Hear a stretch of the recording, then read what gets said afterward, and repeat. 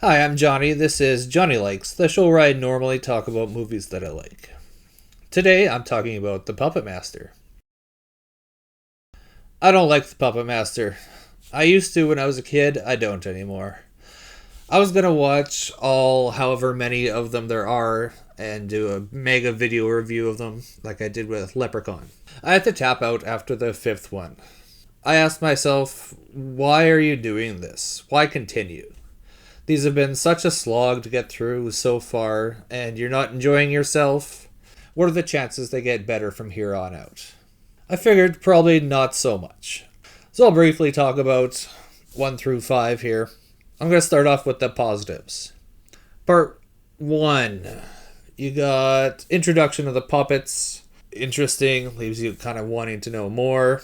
How does this guy, Andre Toulon, imbue the puppets with life? So forth.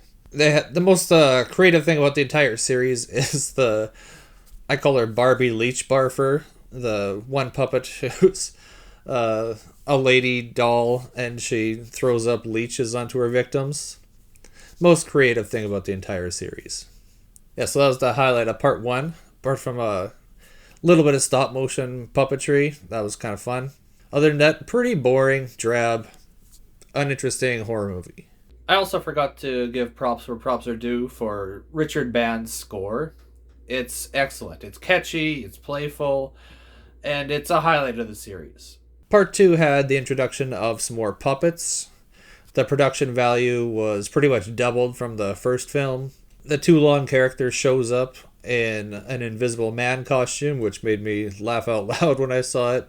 And there's some life-size puppets at the end that the costumes for them kind of reminded me of the Primus video when known as Big Brown Beaver. They're a little bit unsettling.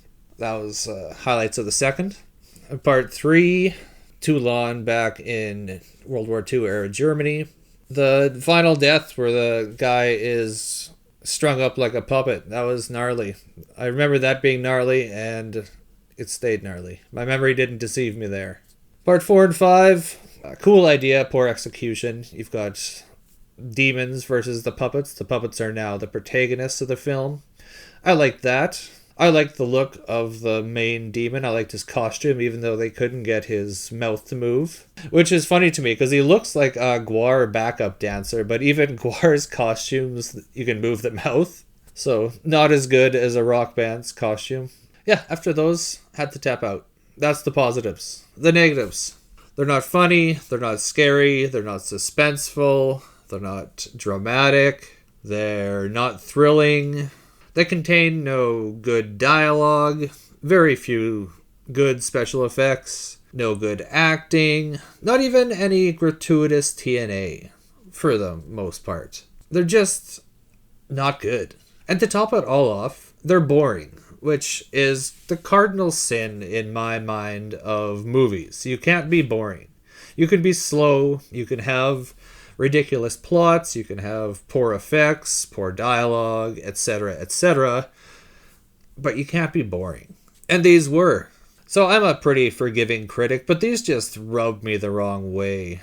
I had to give up. I feel kind of guilty about not watching the whole series, but honestly, I think I made the right call. So I'm going to rate the Puppetmaster series from what I saw, 1 through 5. I'd give them a 2 out of 5. Part 2 is maybe a 2.5 out of 5, but everything else, not great. Although Part 3 might be David Dakota's most competent film, so there's always that. I don't really have much more to say about this series other than I think you should avoid it. If you've seen the entire series, am I missing out on some hidden gems here in the later on in the lineup? I kind of doubt I am, but if I am, let me know in the comments. My videos are normally a little bit more...